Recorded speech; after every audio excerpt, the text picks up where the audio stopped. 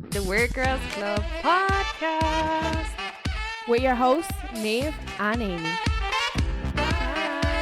We're back for another episode this week, and we have our first in-person guest. Very special guest. Hi. We So have happy Danielle. Thank you. So happy to be here. Yeah, you're saying that now.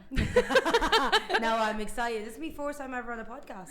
Oh my god, no way. Where a lot Have of you us- not been on the podcast before? No. So I could have sworn I'm you were. losing my virginity here.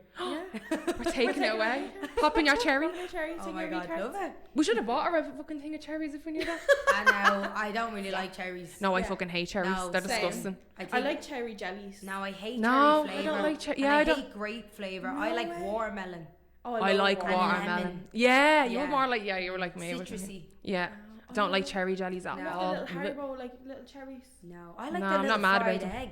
Oh, Love the fried egg. Or the little heart. Or the ring. Or the cola bottle. Like Yeah. keep Or it the heart. bleeding. I think the hearts are like, The hearts are nice as well. they're like what I leave to last. If you have the little mini packets, Yeah. I'm like, oh, I don't like fizzies too much though, like when they're too sour. Oh yeah, I don't like that God, whole my feeling. tongue feels weird. You know, Aaron loves all them. Yeah. Like I Yeah. can't. No, if I'm squinting, I don't like them. I know, it's too That was a much. very random start to the I episode. know, Just well, it's great to be here. jelly peppers. Fizzy jelly vibes. popping a few cherries, like.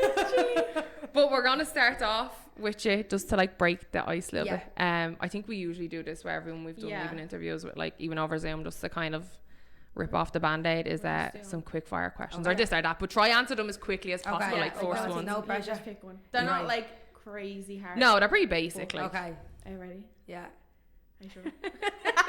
Yeah, God, I'm real nervous. Need a sip of water. At this stage, it's oxygen or talk, not Yeah, food. Do you ever watch Friends? Do you watch Friends? Okay, don't hate me, but I'm not a Friends lover. oh god. I've watched a few episodes, but I don't really understand all the quotations. Like I was more Yeah, of a because you weren't, like- 90210 girl. I used to love that. Like, you Yeah, know, the little Yeah, American yeah. ones, but I used to love that. Oh, I was gonna say it's like the little game out of that you just to help. I make do know decisions. this or that. Right. Yeah. Right. It's basically that. Right. Right. Are you ready? Yeah. Okay. Tea or coffee? Coffee. Dogs or cats? Dogs. Rain or snow? Neither. I'll say snow because rain's miserable. Right. Dublin or Toronto? Oh, jeez. Oh. See, you were meant to be quick for it to get you on the spot then for this Oh, one. God. Well, I'm going to say Toronto because I'm here. Right. But Ireland because it's home. Yeah, Yeah, exactly. yeah, Yeah, right. that's a good answer. Yeah. Night in or a night out? Lately, night in. Yeah, you're saying that. Reality show or a documentary? Reality. Love Island. It's over now, but that's me fave. Wine or beer? Wine. Bad hair day or bad makeup day? Bad makeup day. Which is weird, but I Yeah. feel like when my hair is nice, I feel nice. Yeah. Yeah, I'll just yeah, go that's true. barefaced. Morning person or night owl? Morning. And then pizza or pasta? Oh. Pizza. Pizza. I do like I'd say those. pizza as I well. can make pasta nice myself, but I can't make pizza. Yeah. So I'd like a pizza. Yeah. If you had to Yeah. have something cooked for you. Oh like, God, yeah, there was a it'd few be hard ones there. Yeah, the Dublin Toronto one now. That was like right in the heart. Like, Yeah, when I seen it, I was like, I feel like no oh. matter what I say, I'm letting the side down. Do you know? Yeah, You said yeah. Toronto. How would you feel about that? Well, like I wouldn't live here if I didn't prefer it. Yeah. But in terms of Irish or Canadian, it would be Irish all the way. But it's just like for young people, It's better. if Dublin was the place to be, we all wouldn't leave. Like you obviously, Exactly, yeah. Exactly. we're all from Dublin. Yeah. If it was full of opportunities, we'd never have to leave. But you know, that's Here we are. it's just Yeah, it, like if you could be independent more in Dublin, like you'd do it. Like, do you know yeah, what if I had But- these opportunities in Dublin, I probably would have never left. But it's just that sort of place that you have to make a decision at some stage. And, Yeah. you know, it's very hard. Like you probably Yeah. know, being an expat, moving away from home, you're never 1,000% settled, and you're always a little bit torn, and like one Yeah. foot there, head is there, heart is Yeah. there, and it's so like hard to know what to do in the future. You Like, go through like waves of it Yeah. though, don't you? Like, or 100%. something will happen at home, or a big event is happening in Ireland, miss and you're like, out. oh fuck's sake, like. Yeah, and then you feel guilty, like, you know, like if someone has a baby, or Yeah. if someone's getting like married, and you know, it's not like, thank God Toronto is not far from Dublin. No, you can thank get God. a flight for less than 7 hours, and it's not extortionate price. It's Yeah. not like Australia, like Oh, That's a definitely. full two, day, two like, days, yeah. about $3,000. Like you'd never see your family. Oh, you sell your soul, like. Do you know what Do you I know what I mean? mean? Like- So it's like that would be very tough, but I think not always. I think I stress myself out because I don't know what like my future looks like. So I 100%. can't think about the future. I can only think about like how you're feeling now like, and maybe the next 12 months. I can't go beyond that. Yeah, I don't exactly. know. My mind and my feelings could change. It's hard, isn't it? It is. The exact same. I'm like, do I go home? Do I stay here? How long do I stay here for? Yeah. And it's like all these 20 million things. You're going through every different avenue of possibilities. Whether you meet someone, don't meet someone, something happens back home. You're like, everything wrong with your head. You're like, I just need to live in the moment. I know. So many people ask you as well when you go home visit. It's like, so when you're moving home, it's like, I don't And know. you have this guilt. From the elbow. Yeah, you I do. feel It's a guilt. guilty, especially like my mom, like me and my sister both live here, so like she's on her own now. She's happy-go-lucky, but like you do feel guilty because it's like, oh my god, like one day she's gonna need me, and then am I gonna be in the position? But then it's like, if I want to have kids, where do I want to have them? And then it's like, and then when it's the winters for about 20 months here, it's like, can I cope with this forever? It's very confusing. So you just can't question everything. You have to just live life, don't you? Yeah, because I literally have to do the same thoughts too, because I'm an only child, so then it's like, if that happens to me, it's like, it's only me that can look after, so I do. No, let's be real, you'd be like, your shit, oh look, man. No. I'm like, that nursing home looks nice. It's a lot of pressure, isn't it? I get that 100%. Yeah. But would you move anywhere else, do you think? 100%. Would you? I'm a very open person. Like, my boyfriend is French, so like he's from Paris, and like we went there last year and it was amazing, and I'm actually learning French now. But it's so French hard. word of the day. French word of the day. Go on, give us one. But let me see, do I know? Don't tell us the English, because I did French in school. Okay, oh god, I'm not real. I need to pick something random. Oh god, because I keep thinking of all the verbs. They're not very they're not that fun. Okay. Oh my god, why can't I think? I'm had to put you on the spot, that's why. Put you on the spot, dude. No way, I have a good one. Okay, I have a good one. Right. Okay. I'm probably pronouncing it wrong. And I'm gonna No, judgment free zone. Here, we won't know. Okay, the word of the day is miel. Miel. M-I-E-L. Cat, is it? No. I'll give you a hint. Yeah, give us a hint. It can be... I don't think it's an animal. It can be a cute word. It can also be something you consume. It can be a food product. It can be something that you have in a drink. Oh. It's an all-rounder. I'll give you a very good hint. Yeah. Winnie the Pooh loves it. Honey. That's a good one. So you can say jam de miel. Jam du miel. Yeah. No, I could have got that middle word wrong. That was so random. That was a good one to be put on the spot. The course that I'm on now is food products. So I was like, I can't say milk, that's boring.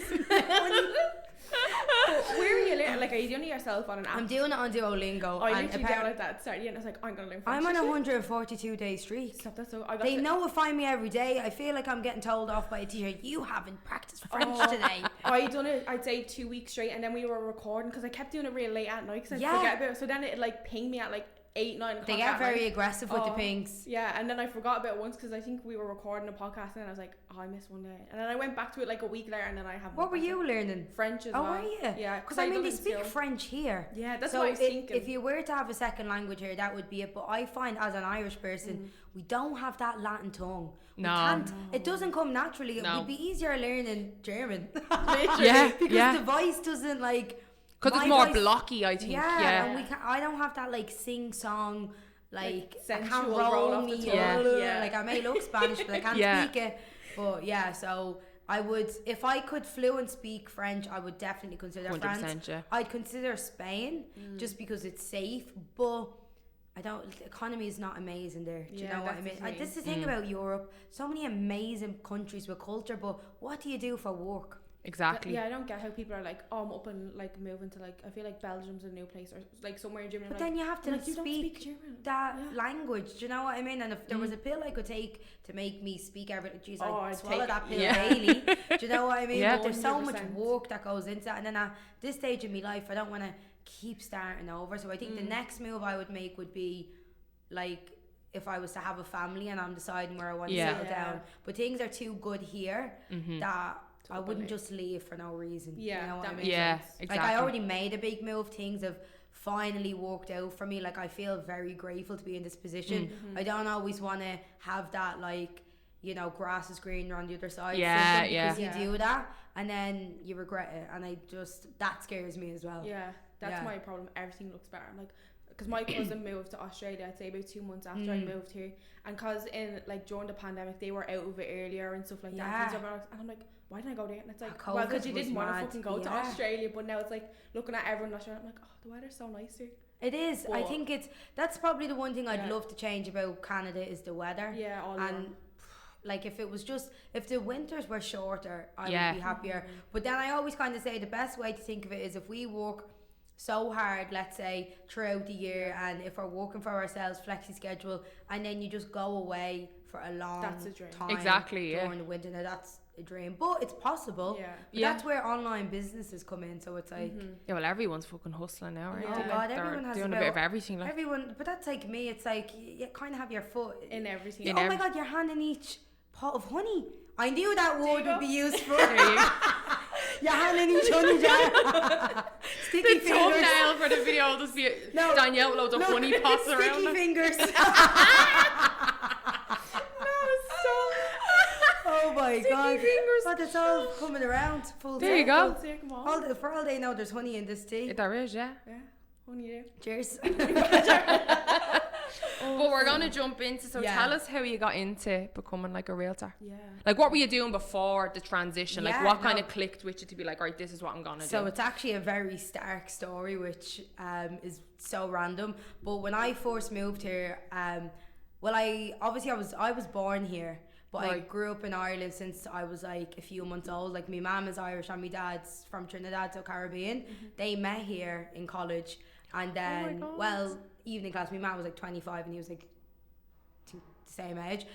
So they she was like I can't think of their age. Do you ever get when you get past a certain age? Yeah, 100%. Can't think of my parents' age. So they met here. They got married in Ireland in my local church, which is so random. No way. That's mad. They had my sister here, and then they had me. There's 3 years between us. Right. And then after my mum had me, she had really bad postnatal depression because she's one of 6, and like her family is so close. Like we're all from the same area. My nanny is like, God rest her soul, but she was so like caring. So my mum got so homesick with the two of us that she was like, I need to bring them back to Ireland. Yeah. So they ended up going their separate ways, and then every summer me and my sister would come back to Canada, and like my stepmom is Irish as well, so it's like, oh my god, that's mad. And my 2 younger sisters, half sisters, they're like the same mix as us. So my story is very like random, but like it makes sense. That's mad. It, like, mad. He clearly has the type. Irish women. We're the best. We're the best. And then every summer we would come here, and I feel like since I was young, I'd kind of see obviously the differences of like the houses, like they live in the suburbs in Ireland, like you kind of just, it's either apartments, flats, or like 2 maximum 3 bedroom house, unless you're loaded, which clearly by my accent I wasn't brought up in a loaded area. Not from Foxrock. So and then you'd see like the big houses. Some houses had like pools out the back garden, and I was just exposed to a whole different world, and it was very like like the American dream. I was witnessing that, and when you're young you kind of just relate everything back to like the TV shows and the movies you watch. But I'm not gonna lie and say I had passion for real estate, because I didn't. Because growing up in Ireland, that was never even an industry that I didn't even know existed. I actually went to college for broadcast and journalism, and I came to Canada, and I done me program here in university. And then I done an internship on a TV show, and that was really cool. But then I got so homesick, I went back to Ireland. So I was there for 2 years, kind of done, all your FOMO stuff, like I beat them, Marbella, all the English trips, done everything. And then I was like, okay, now that I've done everything, all people are doing is nights out. And I just didn't feel aligned with that. I was only like 21, and I was like, I already feel like I'm over that. So I was actually going to move to Dubai. I got offered, I got through like the Emirates job whole fair, and I was like, I'm going that. I got accepted, like I'm happening. But then terrible luck, they went on recruitment freeze for like a year because they had to cut back on costs. And then like my whole family was like, you're moving, and I'm like, well, I don't know if I am. So I had it in my brain that I was moving away. So then this happened, and I was like, oh no, I can't stay in Ireland. Like I already mentally prepared. So I was coming back over here to visit my sister, because my sister and her boyfriend, who's Irish, moved here, kind of in the transition that I was coming back to Ireland. Right. Sorry, sounds so confusing. And everyone family tree. The family tree is just like a big huge crisscross. So then I was coming back over here for 4 weeks to visit them, and I tweeted, can't wait to go to Toronto next month. And then a girl who was just my social media friend DM me on Twitter being like, I live in Canada now. And I'm like, no way. Stop. Didn't even know. So like we're tweeting back and forth and messages. She's like telling me how you know, her life, she's like, oh, we're gonna have so much fun. So I only met her once in Sin, by the way, Sin nightclub. I was best friendships. You remember the 50 band room upstairs? Yeah. So we were standing in line and I looked at her and I goes, oh my God, you're fucking stunning. I goes, actually, you didn't follow me back on Instagram. No. And she goes, I'm so sorry, I'll follow you back right now. Me, that is hilarious. But like, no, I'm glad I did, because that basically changed my life. Yeah. So then when I met up with her, I spent the whole weekend with her, and then she got a job in Bisha, which is a hotel, but it was like only new at the time. Right. And then she was like, Danielle, why don't you stay? And I'm like, because I have like $500 to my name. What am I supposed to do? Yeah. I just came on a holiday. She said, come with me. I have my training day today. So I just rocked up to her training day with her. She says to her manager, can you interview my friend? She has loads of experience, didn't even have a CV. Sit down with him. He goes, you're hired. When can you start? I said, immediately. He goes, join the training group. So I rang me ma, I'm after getting a job, I'm not coming home. And she's like, Danielle, you went on a holiday. I goes, I know I didn't pack to move away, but I'm after getting a job. I'm going to try find a place to live. Yeah. Just like, just... I'll try and make it work. If it doesn't work, I'll come back. And then she was so supportive. She's like, look, you have family over there. Yeah. Try it out. If it's not for you, you have a home here. But like, you may as well try it. And then things just worked out. Like I was actually, the first accommodation I got was I rented a den in someone's apartment downtown. It was like $900 a month. And it was literally like, it wasn't even a room. It was like there was a door. Yeah. And it was so downtown. I was like, it'll do. It'll do until I'm on my feet. Yeah. So I stayed there for a few months, and then I found my first roommate, Katie. It was a lovely girl from England. I found her on Facebook, on a Facebook page called like Buns or something. And I wasn't on Facebook, but I went on it just to see maybe this is a way to find someone. She put up a post and she had like an English flag, and I clicked on her page and I was like, I feel like she's like my sort of vibe, like we have a lot in common. So I messaged her and she took a few days to respond. I was about to deactivate my account. I'm like, I can't be bothered with Facebook. That day she messaged me. We had a FaceTime call. We had loads in common, like the same TV so shows. Good. And then she was coming over in the March, and this was in like the January. So I met so obviously because she was in England and she didn't really know me. She thought I was a catfish until I sent her my social media and my YouTube channel. She's like, oh, I'm so sorry, I didn't think you were Irish, I thought you were conning me for money. Because in fairness, I don't look Irish. Exactly. Yeah. If you didn't have that on your Facebook either because you didn't really use exactly. it. So and then I'm saying let's move in together, and then you know, deposits and all that. So then she said, for her peace of mind, can she use the real estate agent that her boss knows. So then it's her person. I goes, yes, right, that's fair enough. And then I met her and she was so lovely. Like she was in her 30s, she was real glam, like blonde, dressed really nice, and she was so drove like a gorgeous car, brought me to all the showings, and I was like, oh my God, this is such a cool job. And that was kind of the first time I was exposed to it. And then me and Katie, when we moved in together, and I was always just in hospitality, like it was really good money, it was good tips, it was great. I met so many friends that way.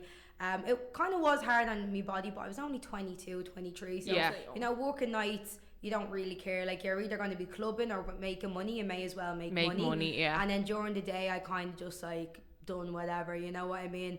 But then I remember me and Katie went to New York that December, kind of like on a Christmas trip, and we went to Broadway, and it was my first Broadway show. I love Broadway. We went to see Anastasia, and we sat down and the couple beside us was like this, like they were lovely. They were a married couple from Texas. They were like that real southern charm. Like the wife had like real bouncy hair, and then the husband was real like smart. Like they were definitely Christian, you know, like that kind of TV vibe. And they were lovely, and she was like, hi dolls, like I hope you're having a good show. And then there was real like pause before the show started, so she was asking us what we done, and then Katie was like, oh yeah, like I have a law degree and I'm working for a law firm.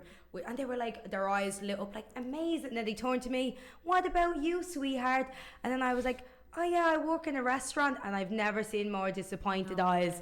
And like, they didn't mean it in a way that like they were being rude to me, but I felt so small that moment. So and I was like, this is the first time that I was actually like, especially when you compare it to someone that on paper it sounds like, wow, you were doing amazing. Even if, let's say, we made the same money, we're both equally happy, it just kind of like gave me a vision of, shit, am I just a server? Not that there's anything wrong with it, but it was more like bigger picture kind of moment. I want to have something that I'm proud of, and I want to have a career that I can work for a bigger goal. And when someone asks me, what do you do for work, I never feel like less than what I am. So I was like, no, something, I need to change. So then I went home and literally I was researching. I knew a girl who got her real estate license, and we both worked in the same restaurant years ago when I was in college. And I saw her success and how she was doing, and I was like, well, if she can do it, I can do it. We're so similar. So I met her for a coffee, picked her brain. I reached out to the real estate agent that got us our first apartment, asked her to go for a lunch. I said, can I pick your brain? Recorded the whole conversation in my notes, asked her like all these questions, and she was so lovely and helpful. And like, she kind of told me expectations, and then I googled online the course, and when I took it, it was with a college that's no longer doing it. It's Humber now, but at the time it was like, you have 4 weeks to apply and then the applications are closed, and there was no kind of indication of who's going to be taking over. I'm like, oh my god, this is my last chance. So I applied for it, and I was doing the course, and when I done my first exam, it was horrible. Like, it was the night before, I wasn't prepared because I was going through the coursework. This is grand, not seeing the seriousness. But then the day before was the only day I sat down to do the practice exams, and I had a panic attack. Like, I was because I done it in person, and I was going through it. I was getting like 30%, 40%. You need to have 75% to pass. And I'm like, oh my god, I drank way too much coffee. I couldn't sleep. I rang my sister sobbing. I'm like, I can't do this. This is not for me. Like, this is not like my path. This is too stressful. I feel like it's not meant to be. And she was like, just calm down. You've put this much work in. You've put this much money in. Do the exam. If you fail, you have one more chance to retake it. Just relax. So I went into the exam and I said, look, I'm just going to put it out to the universe. If this is meant for me, then it's gonna work out for me. If it's not, I'm gonna find something else. So the passing mark was 75%. I got 76. No way. 76%. So I was like, okay, this is a sign from the universe. It was meant to be. All in. And then from there, I like threw myself into it. That's great. COVID helped as well because I was doing nothing. I couldn't work, couldn't leave the house. So I just like ran through the coursework. That's when I finished it. Happy days. COVID was good for something as well. It's like timing wise, kind of everything worked out perfectly, and like that, like just about getting it kind of it's like right, it's actually meant to be. Exactly. And I sometimes I feel guilty from benefiting from such a weird time. But you know what I mean? But you kind of have to make the most of what you have. Yeah, you have to make do with what you have. Do you know what I mean? Exactly. And then when I joined, I was on a team. And at the time, all the interest rates were really low, which meant the market was bananas. So I was like so busy. It was so overwhelming. The first 6 to 12 months that I was in it, I was just up and down. Like, I had so much anxiety. I felt like I was spending more money than I was making. Because you're self-employed, it's commission only. And I there was like, Trillium Park. Yeah. So I used to walk down there to get a breather during the day, and I'd call me, but there was this one big rock. I used to sit on that and cry. I used to just be, my sister, my mom would be like, where are you? I'm like, I'm on me crying rock. Once a week I would go to this rock and cry to get me emotions out. That is so funny. No, it's funny now. Sometimes I go on a walk and I'm like, I love you, rock. My rock, literally. That's my rock. Even Casey, when she was going through something, I'm like, you have to see this rock, sit on it and tell it all your fears, because she helps. And then just cry. Can you just send me cry. the address for that?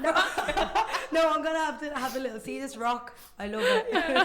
It was just it was up and down, and it took so much learning, and it is a hard industry. Like a lot of people, you know, they see it online and shows like Selling Sunset and all of these Netflix shows. It glamorizes it so much. Oh, absolutely. And it's like, if that was reality, happy days, but it's not. Like there's over 60,000 realtors in the GTA alone. Like it's so saturated.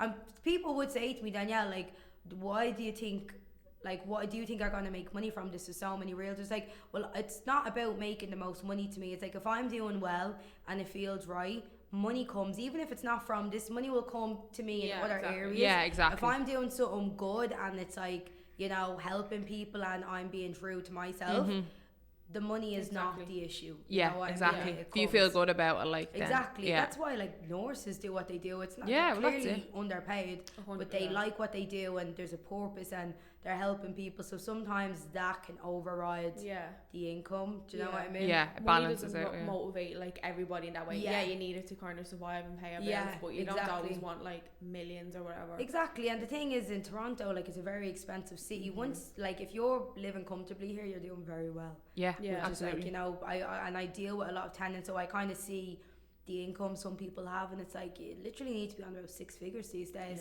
to comfortably live alone. And it's scary that it's gone to that, but I feel like everywhere is the same. Dublin rent is it's worse. A joke. $4,000 for a studio. Yeah. Like, sometimes I go on to like daft.ie and I'm like, I'm in a good place. Yeah, no, you need to. It's so like, it's crazy. No one, like, if I was at home, I don't think I'd ever be able to move out with my mom's house. Definitely not. It's like 100% not. I'm 40 living at home. Yeah. Do you know what I mean? You're just waiting for your parents to kind of die to give you the house, like. Is my name still on? It's like if they have a mortgage, happy days. If not, right, ma, put me down. I'll pay the extra 50 quid a week. Keep me on the floor. Don't tell them I moved. Honestly, and then you have to. That's why everyone is emigrating, because there's no other option. Even the people from the good areas, they're emigrating as well. The amount of people that have gone to Australia just this, like, in the last few weeks alone, is mental. Like, even that I know are kind of like mutual friends. I feel like every week I'm seeing like 3 different groups going to Australia in the airport. But Australia's having a hard time in the rental market right now, right? Sydney. I see on TikTok, and to be honest, I sometimes, to make myself feel better, I'll look at, and London is crazy. So London and Sydney and New York, they're actually worse than Toronto, believe it or not. Even Dublin's worse. But you see in Sydney, if there's like, let's say an apartment for rent and there's an open house, there's about 50 people outside. So all these Irish people going over, are they not going to have a very hard time finding a place? Because you would probably even know, I know, is when Irish people come over and you're a newcomer, it's hard to find a place because they ask for credit. They want you to have a job. They want you to pay a bigger deposit. Like, there's a lot of requirements. 100%. It's very hard to move away now. No, it's even not harder as than a few years ago. I remember even the first bank I went into, they were like, can we have 2 pieces of ID? No, I didn't drive so I was like, so I just have my passport. I'm off the plane yesterday. Like, they're like, no, sorry, we can't help you. It's like, hard. It's hard, and it's not fair sometimes. You know what I mean? Because there's not too much understanding when it comes out. But that's why I feel like when I'm doing a lot of rentals, especially when I work with a lot of Irish people now, and I really vouch for them, and I feel like I'm very much like, listen, this is a great person, they're coming from Ireland. I have all my clients write like cover letters about themselves, because I'm like, look, if they just go based off of your documents, you're not going to seem stellar. You need to show them how amazing you are as a person, because you may not make the same amount as the next applicant, but you're going to treat their home like your home. It's going to be, you know, so nicely kept. It's going to be, you know, you're not out drinking and partying. You're respecting it. And to be honest, Irish people have a very good reputation in Toronto. Like, I feel like Australia, there's loads of us now, so you don't know what impression could be out. Like, there could be known as the alcoholics or the mad people, like just exactly. But I feel like here, the Irish people are known to be good workers, hard workers, you know, adapt well, and like, Irish people are very easy to get on with. You know what I mean? We're not, definitely. We don't take everything too seriously. No, and it's, you know, you're not going to HR every minute crying when someone sneezes 10 kilometers away. Like, there's a lot more understanding. You know what I mean? So I think that is a plus. Yeah, definitely. It's Yeah. probably the difference where I feel like looking at Australia, because it's nice kind of all year round, it seems more like a holiday vibe. It does. Like you're like, oh, I want to go there, and you can be on the beach after work kind of thing, or like out drinking on a patio, where you know if you're coming here, you're not leaving your gaff for about 3 months, 4 months, 6 months in winter. You're just walking and maybe like having drinks at home. So I feel like sometimes that's where it's different, where if people like here or not, like, because I kind of seen that I'm moving away, it's almost like a big holiday. Where that's the thing, and I do think people need to kind of be honest with themselves of what they want. And I have this question a lot with people, like, what are your expectations? Do you think you're moving over and it's like Los Angeles? Because it's totally not. Like, it's more similar to New York, but way less, because New York has so many things going on. You know, it's so the hard hustle and to bustle, like in the middle of Dublin and New York in a way, when it's if like you're the trying to explain baby. it. Like it's, you know, there's loads of culture, so if you want to like meet new people and throw yourself into different multiculturalism, this is a melting pot.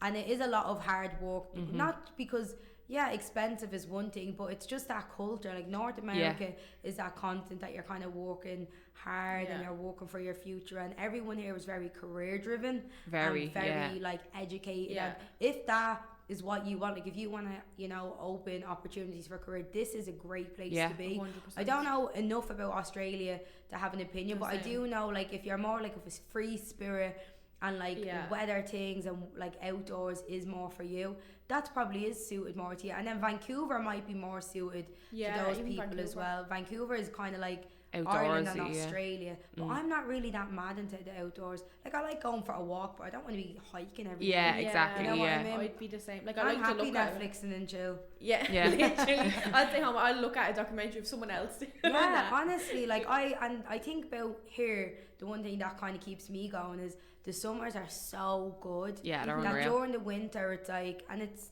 kind of hard to live your life like that sometimes, but it's like, you know that there's light at the end of the tunnel. It's like there's 2 more months. There's maybe less than 6 weeks, so you're kind of, and I kind of like the difference of wardrobes. Like, I know winter fashion is brutal here, but if you're kind of like not feeling great in yourself, or you don't want to spend a lot of money, or you want to really focus on your work or going to the gym for a few months, you can do that without feeling guilty. And then summer, just let rip, do what you want. You know what I mean? So I think if you want a balanced life, you can get it here. But if you want that consistent high serotonin, vitamin D, Australia probably is better. Exactly. So it just depends on what you want. That's it as well, like, do you know what I mean? Exactly. Because it's different when I think when people go to Australia and then they get hit with, oh my god, like, I actually have to work every day. It's not like the sunshine and rainbows, like. And then the whole farm work thing. Wouldn't be down that. Like 6 months of farm work. And then you get paid pence. Like, I know it could be worth it, but it's like, I don't know. I'd move home to Ireland and fucking roll up a few bales of hay for that. Exactly. And I do think the travel is limited. Like, unless you're just traveling in Australia, and I know you can go to like Bali and Thailand, but it's so hard to get. I think for me that would be too far from home. Like, I love, like, my mom comes over here twice a year. She comes over for Christmas and then in the summer, because obviously our 2 girls are here. So if I saw my ma less, I don't know how settled I'd be able to be. And then I can go home. Like, my sister's getting married in August, so there's loads of us going over. I was home in November, got a really cheap flight. So it's like having that option. Then when you're home, you can go anywhere in Europe. You can go to London, you can go to Amsterdam, you can go to Paris. You can kind of jump around while you're there, and it's not a 3-week holiday. You can literally go for 10 days. So we're very lucky location wise. I agree with that. Australia's just like a different level, kind of. It's like that much further, and then the time difference is even longer, and being ahead as well. Didn't even think about that time difference. It's hard to call your family. They're like a day behind, like, a day ahead. Like from here, you're nearly like a whole day behind them. But then in Ireland, like, what, it maybe be like a 10-12 hour difference. Like, that's still a lot. Like, you'd be getting up for work and they'd be literally going to bed. I'm trying to think when they're celebrating New Year's. That would be that weird. Was my thoughts. Like, that would you'd be weird. having your Christmas breakfast and they're going into sea and just no, like, that's. But they have their Christmas dinners on the beach and all. Like, they have barbecues. See, like, one year weird. I'd love to do it. Like, have a Christmas on the beach. Traditional. See, too traditional for that. I feel like I would do it, but I probably wouldn't go to Australia for that. I'd probably go like Caribbean, because I'd love to have a New Year's, like, you know, down in the Caribbean. So if I end up being there for Christmas, gets you out buying all the presents as well. Yeah. Oh, it does, absolutely. Send you a postcard. Do you want a bit of Christmas? Yeah. That's it. Out of office, sorry. Yeah, it's like until there's babies in the family, Christmas is out. Yeah, like we're all adults now, don't you know what I mean? Literally. Like there's only so many fucking stuff you can buy out pennies, like, do you know what I mean? We don't even have pennies. But there will be a pennies coming to Buffalo. Buffalo. I know. So we'll make the trip. The place gonna be raided. I know. It'll probably be empty in the first week. I'd say even trying to cross the border, I'll probably take about like 6 hours. Oh, I'd say and the whole Irish people. back, they check your receipts and all and make you pay tax. Is it worth staying a night over to then pretend like and pack stuff, take all the tags off? Take all the tags off and wear layers and layers and layers and layers. Literally be like, well, check out 3 if they times. say you look bulky, it's like, have you seen what's in the American food? I just had 2 Denny's. That's not my fault, the blew up. That's your food. Yeah, exactly. Yeah. But no, as long as the prices aren't extortion, because I find here, like when they're like mangoes come, it's like, well, if the price is triple, like Zara, it's not so much more expensive. It stops the shopping in it. It does, but that's absolutely you have like to just do Shein all the time. Yeah, I know. You know what I mean? And the amount of stuff you send back. Oh, that's the sending back. Like lucky dip. It's like put your hand in and see what actually. Yeah. Sometimes the material is shiny, like and all that shiny. Like it's you have to. Yeah, I would only get a few things. I wouldn't be getting the whole wardrobe. Yeah. No. I just have the same things from a few years ago. Or when I go to Ireland, I buy a suitcase in pennies and stock up. And I'm like, right, sorted for a year. Yeah, you have to do that though. Do you know what I mean? 100%. Yeah, you're getting how many packs of socks and pennies compared to what you pay here? Like, oh my god, and deodorant and all. What is the story with deodorant? No, I don't get it. Like, all I want is spray $12. deodorant. Do you wear fake tan? How hard is that to get? Oh my god, I took $100 for Stop it, $100. Like, Joe Bondi Sands, like that's like that's high end at home, like what, 20-25 €? It's like $80 Stop here. it. Yeah, I looked at one and I was like, you can stay there. Oh my god. You can get Cocoa Brown here. Oh, can you? Yeah, in how much is Hudson that? Bay. 50 quid? Oh, easily. I think it's like 40, like 50. That's the same. Insane. I think St. Tropez is like what, 70? It's 60, just not 70? a thing here though, is it? I think that's what it is. Like it's not like popular enough. Yeah. Oh my god. No. Shock, $50. Yeah. You just have to embrace the pale life. Yeah, I blend in with the wall. If I wasn't in green, I'd be blended into this wall. Sorry, I can't relate, girl, so I'm not gonna I'm not gonna say too much. I know, yeah. We're sitting over here and we're like fucking Casper over here. Well, Well, I'll be I'm out more on the Casper balcony than you. all summer, I get the tan up and then it's like, right, that's fine. No, that was great. And then it's gone by October. It's like, right, $80 in the bottle here. Yeah, at least she fucking tans. I just go red and go back white. Yeah, you just have to wear your proper factor. Yeah, is that with factor as well? Yeah. Here. Yeah, I'm proper Irish skin, like. Yeah, see, that's the like I'm wearing a green jumper, so you're kind of. I'm actually very Irish today. She? The week that's in, it's Paddy's Day this week. Oh yeah. I'll use that excuse. No, exactly. You know what? I feel like I'm way more patriotic since I left Ireland. Oh, 100%. But then in Ireland, you're hardly going to be going around doing jigs on the street. Like, I know, yeah. Well, that's it, like, because you make a bigger deal about it over here. Here you have a few drinks and you're like, oh, I can Irish dance.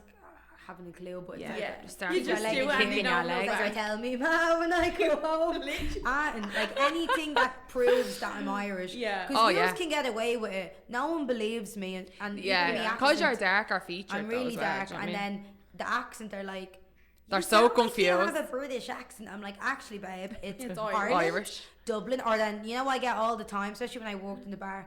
You sound like Conor McGregor. Stop. And I'm like, well, we are from the same area, but like, and then I actually, to spin it on them, it's like, yeah, imagine McGregor and Flyweather had a baby, that would be me. So if there's any chance of an inheritance, please send it this way, because I'd love it. Yeah, get them papers in. Honestly, telling you. That would be great. That would be great. You just remember, you know, when you get remember us all when you get that inheritance. Exactly. But yeah, the bar, that was actually one of the best things about working in restaurants here, because it's such an icebreaker having an accent. But there'd be sometimes that I'd actually have to put on a Canadian accent if I was really busy, to stop people asking me questions. Like, oh my god, I love your voice, where are you from? It's like, I'm actually from here, can I grab you a drink? It's so, like, me colleagues would be like, why are you talking Canadian? I'm like, sorry, I don't have time to have a spiel. Yeah. Like, it's the same thing over and over. And you heard how confusing my story is. Imagine saying that to every single table 20 times in one night. Yeah, no. You should just print it like and laminate. I was actually thinking of doing that. Like, I was actually thinking of doing, like, you know, like a little QR code and pass it on the table. Here's 5 fun facts about me. Questions at the end. And if you do an extra tip, I'll tell you 5 more things. Thank you. Yeah, that was a great idea. You should have done that. I know, but jeez, imagine. That was, you have to just... At least you don't have an Irish name. Like, I got the shit out of the How did they pronounce yours? Like, Niav? You think... You would think... Nime? Naime? What else did he say? Name. Yeah. Like, and then... Imagine my name was... What's a real... Quiva. Quiva. Yeah. Or Aldian. But even things like Aoife, Aoife, Roisin, they can't say any of those names. No. There's a few that are like not bad, like the Shannons and the Sineads. Yeah. Even Anya, Ashlyn, but they say Asling. But if I had an Irish name with this face, they'd be like, she's fraud, pure fraud. She's just pulling out. She's a scammer. No, she's literally like catfish job. Oh, you definitely would think that though. Yeah, and then my name is full French, so I'm just... Yeah, because your last name is French, yeah, isn't it? but my first name is French as well. Oh, it's Which Danielle is French very as well? common. So And your fella is French? Yeah. Full circle. His dad's name is Daniel, so we have to... It's the first time I started talking, he goes, you have the same name as my dad. I love it. Oh, I'm like, language barrier. I'm going to pretend you didn't say that. Oh, no, too funny, but yeah. If I could speak every language, I'd love to. I do love culture. That's why I do enjoy here, because you can meet people and they're from all sorts of places, and it's just interesting finding out about them. Even when you look at someone, they might look like Canadian, but then they have like, they're mixed with like Italian or Greek or you know, South American, Asian. They're a bit of everything over here. Like, everyone is mixed. But in Ireland, that's so, like, if someone moves into your area and they're not from Ireland, you're like, you just see them around the corner there that moved in. I think I was the only dark girl in my primary school. Me and my sister. Yeah. That's mad. Like, and then I went to school in town, and it was very mixed, but I was like 12 going into first year. That's so young. You're a little baby getting the bus in and out of town. No wonder I'm mad. Yeah, I think I was 11 or 12. 12. Did you go into town for your school? No, I went to Walkinstown. Okay, no, I went. Why are you from? You're from Crumlin, I'm from Drimna. You're from Drimna. I'm from Crumlin. Are you? Yeah. And where are you from? A bit very weird. Like, she's from Ballyfermot. Right, so our south side. Yeah, our south side. And then I remember when the Lewis was just made, and we were all like, all the kids went down. It was like a big roller coaster. We're like, wow! And we got like free. It was a novelty, like, for the first like 6 weeks because it was so new. And then that was like, everyone's getting free fucking trips on the Lewis. Who's paying on the Lewis? I remember I got caught by an inspector before. I was your fake name. No, I was. I say you died. I died. I was actually with my friend at the time, and this is when they start getting savvy, and we said names, and they goes, well, to prove that is your friend, like, they pointed at me and said, call your friend's phone. Or sorry, she called my phone. And like back in the day, we had weird names. I shouldn't even be saying so. We had weird nicknames, and guess what came up as she was calling me? No, I don't even want to know. What is it? What? Sex god. We were around 13 now. It wasn't me, it was her. So they saw that ring and they looked at us and goes, never mind, just go. Thank God though, like, I goes, thank God we've weird names. And they all called me like Ollie or something because of my last name. So I was like, yeah, my name's Olivia and what? And then they were like, oh, okay, never mind. That is so clever though, isn't it? But it was like, I was a real goody two shoes and I'd be shitting it. Really? Yeah, like I'm rebellious as I get older, but I was always scared that my ma would like ground me or something. Oh, like reef you around, no. Everyone had curfews till midnight. My ma, 10, get home now. Mine might be the same. Oh, I'm like, and then one day I lied and said, we're going camping with the Bosco, remember the youth club?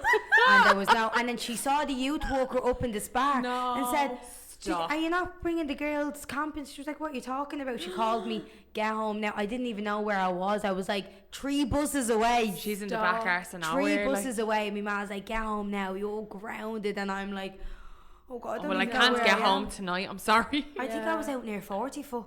Stop. No, that's actually oh my God. But thank God I did go home. Imagine like something weird happened. You would have been murdered. Like, well, there was about 20 of us. But this is why you actually do love growing up in Dublin, because the mad things you get up to. Remember, that's the whole around the bank and all. Yeah, like, that was the whole point. That's where you'd be on Paddy's Day if you were. Yeah, and you were so independent for like a teenager. Like here, I feel like the kids that live outside the city, they're very sheltered, and they don't have that street wisdom, and that's what I question. What sort of life do I want my kids to have? Do I want them to be mollycoddled you know, scared of the world, or do I want them to be? And I know it's not down to location, but it's like you do have to think of these things. But then Dublin is like dangerous now. Yeah, because when you think of some scary stuff, like you got up to, you're like, how did I survive? But then you're also like, that also made you, like, in a way, like it built it, made you stronger. And it was a different world back then. There was no social media. There was, you know what I mean? Like different ball. You'd go home when the lights went on the street light. You know what I mean? Like it was mad. Like it was different. I used to just knock into my friend's house. Hey, do you want to play? And then I'd ring me ma. I'd be home after dinner, and that would be that. Now it's all like everyone knows everything. Do you remember that you used to knock on your friend's door? I used to knock on strangers' house. Like, let's say I was in like one class. Do you have any children in that house? I'd be like, I saw there was a dog in the garden. Can I bring her for a walk? I was mad. No, you weren't. My ma used to say go out and play with traffic, and I would. And then I got knocked down. No, you didn't. I did. So I wanted to rub a dog across the road, and one with the dog saw me getting a smack of the car and walked off with the bleeding dog. Imagine. No, Danielle. No, I swear. My nose and all's never been the same. No, stop. You have to make those of a clip. I said, no one would see me get a smack of the car, just walked away. Like with the dog, and the dog, like, do you know what I mean? The neck of her. Honestly, I'll never forget that. So it's her fucking fault, really. Honestly, and I said to her, you're too nice. I could have got a lovely claim when I'm 18, but you want to be the Samaritan. The man who knocked me down drove us to the hospital, and I'm thinking in my head, you just want to get out of insurance scam. Yeah, absolutely. And I didn't even take his name. I'm like, my nose is bleeding. And I was only like 6 or something. You could have got killed, though, do you know what I mean? Yeah, but I was running across the road. Yeah. But he was speeding. Do that as a kid, like, though. You just I was ran mad. around. But they do rally around corners and all. I know. You know what I mean? That's why there's loads of speed bumps everywhere. I know. Do you remember them putting them in? There's one in front of my house. I bet that's because of me. On the road. That's Danielle's. There's a big speed bump. I feel like that's to stop things happening. What happened to me? Yeah. Bet you it has to be. No, health cards getting swung left, right, and centre.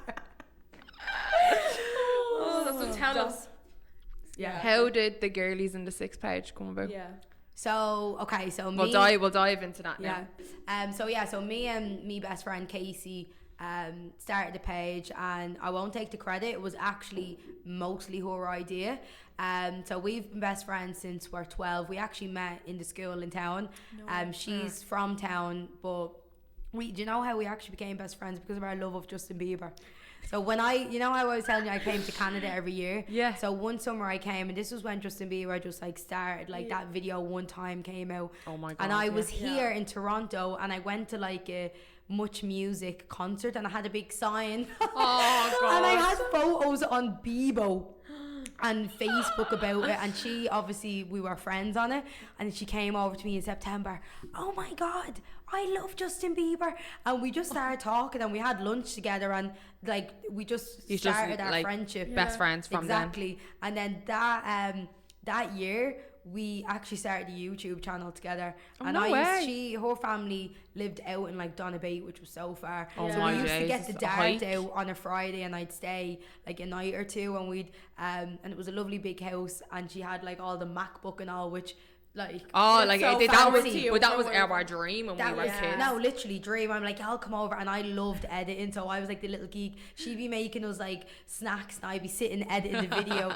And we do like parodies and like remaking Justin Bieber videos, and they actually go viral. But then we actually got bullied in school for it. So I feel like that was a big thing. Like people who are big assholes. YouTubers now are always like, I was bullied as a kid, and I almost like probably had 10 different channels they deleted. Honestly, and I felt like at the time you're so young and impressionable that was like, here, let's just, we had like 6 videos, and they were all doing well. We just put them all on private because we're like, no. That's so sad though, it is sad, but it's like I can still see them now if I log into my old channel, but it's like at the time it was just too much stress. It's so new back then as well. Yeah, like and people, and to be honest, the people now looking back, like first they mock, then they copy, like they be the ones that's like, hey guys, which is fair enough, but it's like if we would have just stuck to it, God knows where we would have been. But it is what it is. It wasn't meant to be. But when I came here for college, she went on a J1,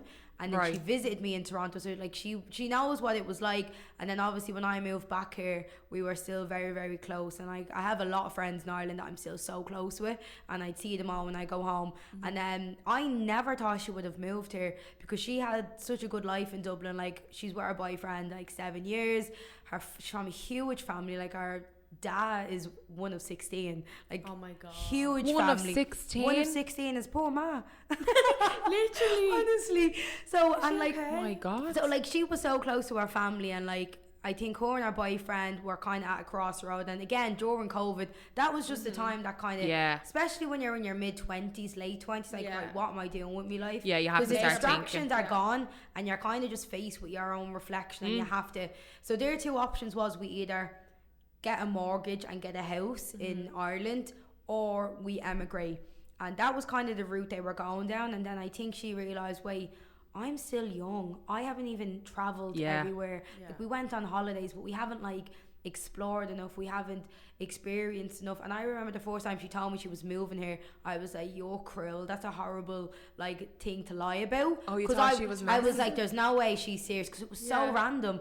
And then she sent me a screenshot of her visa, and I faced it. I goes, are you actually joking me? And I said, right, I'm not going to believe it until you come, because it just didn't feel real. And I know she's very impulsive, so I'm like, right, I want to make sure that I don't get my hopes up too much in case it doesn't work out. So I was like, look, if you come, it's going to be amazing, but if you don't, I'm not going to get me. But then they booked their flights, they came last August, and I was like, oh my god. So like, that was amazing, because like, when Katie, obviously the girl I lived with her for 3 years, she was like my best friend here, she moved back to England, and then there was all the time, there was a bit of a hole then, do you know what I mean? I did meet my boyfriend right after, thank god, but then there was kind of like that gap of like the one person that I done everything with, because I, even though I have a lot of friends here, they're kind of like people that you plan stuff with, or like you have to like, and I feel like everyone's schedule, I was like, are you free in 3 weeks from now? There's not that immediate like, do you want to go to the gym, do you want to get a coffee, exactly, like, and you miss that, like, not the way you used to are like, you want to go for a coffee, and it's not like a scheduled like I'll put it in the calendar, it's and just we'll immediate, and I feel like you need that, you know do, what 100%. I mean? So I was so excited about that, but then I think coming here after the holiday mode, because they came in July and it was pure holiday, it was so hot, they went to loads of concerts, and they were in an Airbnb, just living life, like, exactly. And then I don't think they realised how expensive, and I didn't know how expensive it was, because at the time when they came, rent prices were so high, they just shot up, like, harder to get jobs, you know, the savings that you come with drain when you get a place, your first and last deposit, you have to get furniture, and then you're living your life as well, and you don't even realise, like, oh my god, this is actually real life. I've constant bills to pay. And she had a bit of a hard time finding the right job that she liked. And then she went into like a state of depression for like 4 to 5 months. And that was hard to see, because I've always said she's the most positive girl I've ever met. She's the most happy-go-lucky girl. Like, she's a life coach. Like, she literally helps people be happy and positive. So when she was in this stage, I felt so weird. I was like, I don't know how to handle this. This is like new territory. Like, it was, I actually got like down for a while, because I felt not responsible, but I felt so guilty. I was like, I hope you didn't come here because like it looks like I'm living this great life, because there's a lot of behind the scenes stuff that people don't 100%. See, and obviously you're not going to put up videos when you're crying or when you're having a bad day, like you can, but it's just not realistic. So then I felt almost responsible, and I'm like, right, how can she get better? And obviously she had me and she had her boyfriend, but she's such a social butterfly, she's used to having her own friends that are not just my plus ones. So then when she went home then for a week and she was with her family, it was hard for her to decide, God, do I want to stay, do I want to go? But then I think something inside her was like, I need to see it through, like I can't just give up after a few months. Like, I've put all of this time and money and effort into planning here, into it, like let me. And then she ended up meeting a girl in our lift, our elevator in our building, who's Irish.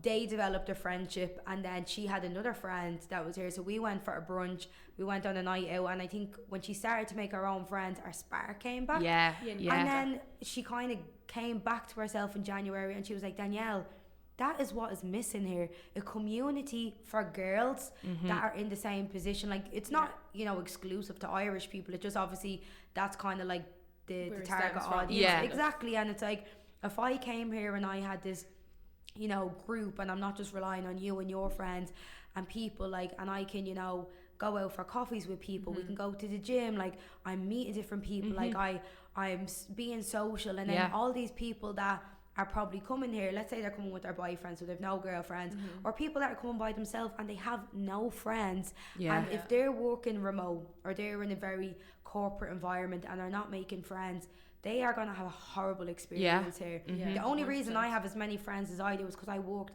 in bars and restaurants for years. So you're socialising all the time. And I was so young, like when you're 22, 23, that's kind of what you want to do. But if you're moving your whole life from Ireland and like you're in your late 20s, you don't really want to just work in restaurants. You kind of have a goal for yourself. That's not what you move here. But it's like, that doesn't mean you shouldn't make friends. Exactly, you shouldn't have the opportunity. So I was like, wow, there's a guy, like, she was like, Danielle, this is what she was like, she just started by saying, I want to make a page to see, and we saw like there was a big one in Australia that kind of like took off, and then I was looking through and I'm like, wow, like they have events, like, and I think that's one thing Casey was missing as well, like her purpose, her creativity spark, and like I love creative things as well, like I love making content, I love making videos, and I didn't want to do just everything real estate, and I'm like, I might kind of lose my own personality and my own passion. Like if I'm just sitting talking about the market all the time, that means nothing to anyone that's outside of Toronto. And I don't want to be a robot. I want to still have things that I'm passionate about, and I still want to like help people that, you know, it's not just a benefit, like I'm not benefiting from them, I just want to give. And we'd have so many people, we'd have so many girls DMing us, asking us, you know, where can I find a job, where can I find a place to live, and it's like, we need to have a one-stop shop for everyone to find just information. It takes so much stress out of it, because it's the lack of knowledge when you come over. Because when you come over you think, right, I'm going to get handed a job, I'm going to get handed an apartment, like everything's hunky-dory when you move away, because that's what people make it out to be 100%. as well. And then when you come and you're like, oh shit, like I don't even have a phone number, I don't even have a bank, like nothing. So the page is great to give people information for that. And it's like, it's just being realistic as well. Like we, you know, people come here and they kind of expect, like if you were to walk into your dream life, everyone would do it, but it takes a lot of hard work. It's very mentally stressful because, it is, you know, you're trying to adapt. Even if you walk into a great job, a good apartment, that doesn't mean you're going to be happy. No, way more things. Like you could be lonely.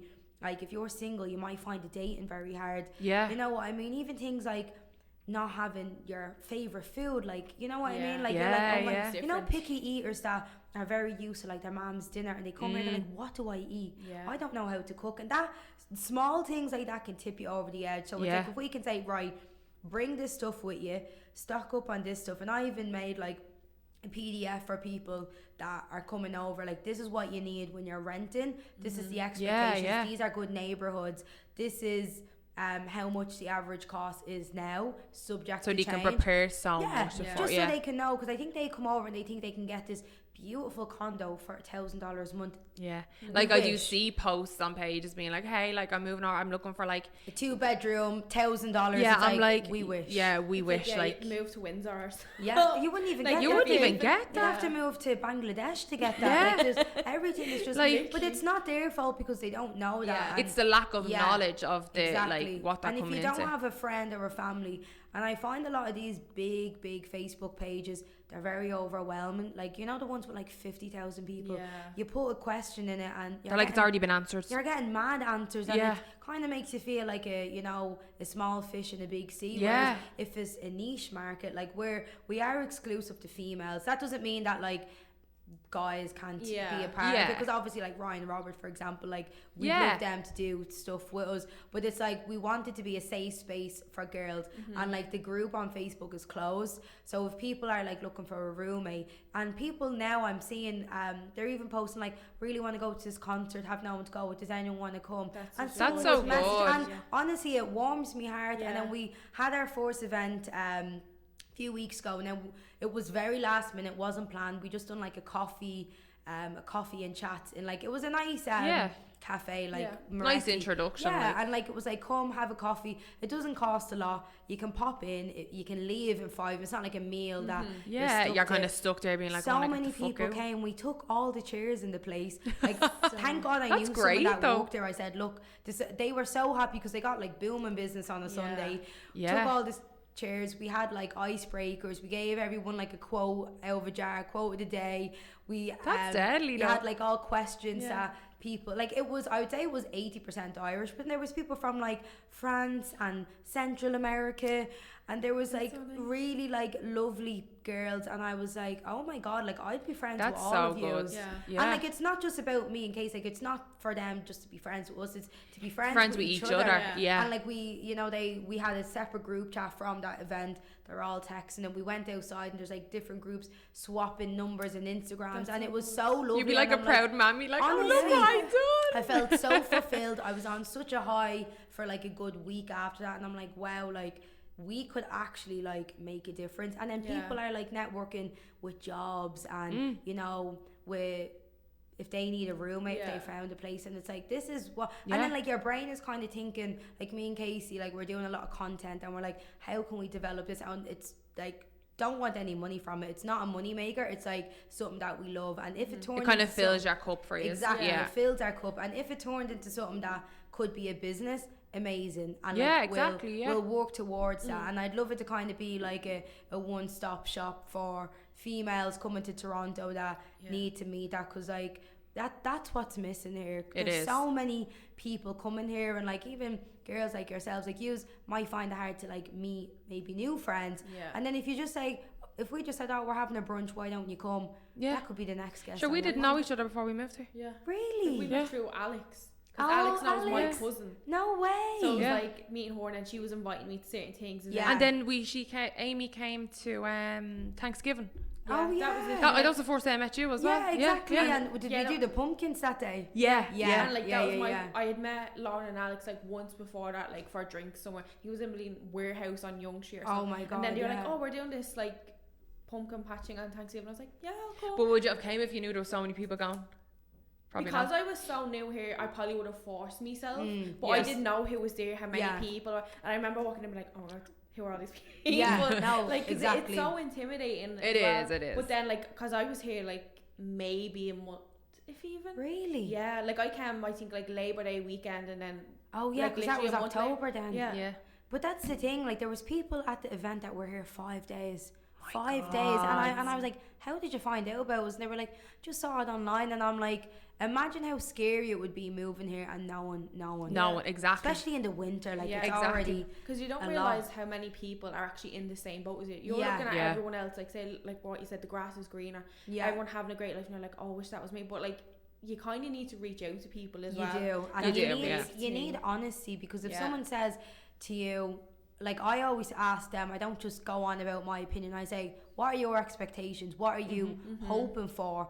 And like, I'm not going to burst their bubble. I'm going to say, okay, well, this is probably the realistic. Like, someone even reached out to me and said, oh, I was looking at apartments and they named this place miles away, and I said, can I ask you why you're looking in that place? Do you have family there? Do you have a job there? And she said, no. I said, do not live there, because you're not going to have a social life. You're going to be miles away from any sort of like, you're going to be so isolated, like you're going to be miserable. It'd be like moving to Dublin and then living in Ashbourne and not having a car. Like who wants to do that? Or like Selbridge or something. Like, if you're moving to a city, you need to experience the city unless you have a reason not to. Like, it's different if you're married and you're having kids. You can. But if you're young and single and by yourself, why would you isolate yourself in a basement apartment in Markham?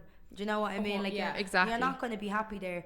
And I'm just very honest. Well, you're just going to have to keep travelling in. And then eventually you're going to be like, well, I'm not really arsed. Like, that's an effort. You're not saving what you think you are on Ubers add up. And for the extra, let's say $200 that you think you're saving on your rent, you could be downtown and not need any Ubers. Exactly. So you have to kind of give and take. And the TTC is not safe anymore. No. So streetcars and all. So you kind of need, being walking distance, or like, even the subway is a bit better because you need to scan to get in. Whereas the streetcar was like the Lewis, like free for all, you know what I mean?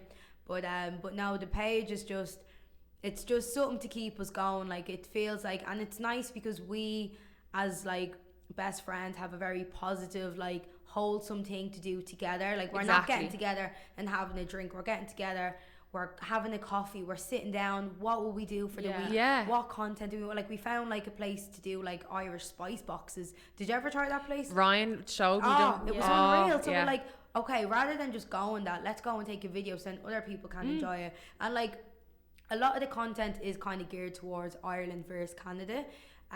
So that might be tricky for other people that maybe don't get it. So we're trying to do things that relate to everyone as well. Yeah. But that's kind of what we know the most. So but there's so many Irish coming over. That's the thing. And that's the market. Like. And I do find Irish people outside of Ireland really help and support each other. You don't get that support in Ireland. No. I don't know what 100%. It is. If you're 100%. At home and you start a business, it's a very small percentage of people will support you. When you're out for free. Exactly. But when you're outside of Ireland and you're doing something, people are almost, more supportive. They're proud of you. I don't know whether they see you less as competition, like you're so far away. It's a different dynamic. It is a different dynamic, and it's not their fault. It is just an Irish thing, I think. Yeah. But 100%. I find here the Irish community is so helpful. Oh yeah, 100%. And so giving, and people that I meet that are Irish here, even like when I'm working with clients and they'd be from parts of Dublin I'd never even been to, but you have that common ground. Like the fact that we're here. We grew up in Ireland and we moved here. That's so it's an understanding between the two. That's a connection. That's a common ground. Yeah. Whereas if we're in Ireland, what do we have in common? Like, we don't go to the same places. We didn't go to the same school. We don't talk the same.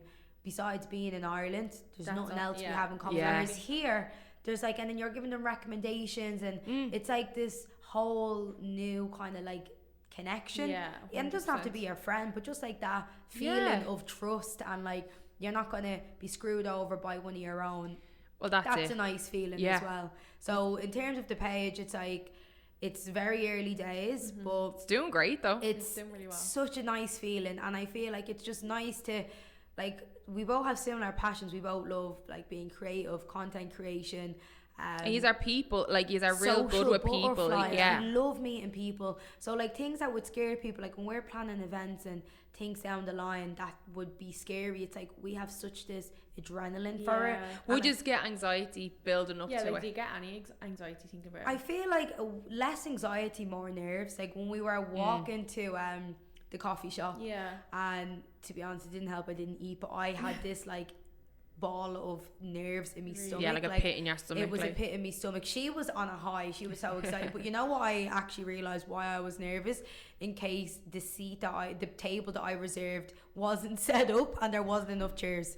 Because I planned this, so I'm like, not because then you were like, oh my god, it falls on me. Yeah, and I'm very like, I'm very weird when it comes to, oh god, I don't want to scramble and I don't want to get there. I get that, like, and there's people torn up and there's no chairs. Exactly. I'm like, I don't know. So I'm thinking of like the finer silly details, whereas Casey's like, no, it's going to be great, we're going in. But we complement each other so well, because when she was mingling with people, I was kind of getting the icebreaker ready, and when she was getting the cheers for people, I was meeting new people. That's what you have to do. You have to balance each other out. And like, even like yesterday, I was having like a bit of a PMS, like the world is against me there. And I was just not really feeling it. And then she's like, I'm gonna plan content and I'll do it for the next 2 days. You have a self-care day. And same for her, like when she's feeling a bit like under the weather or not in the mood, it's like, okay, I'll do the content. And when you're feeling back to yourself, then you can do this video.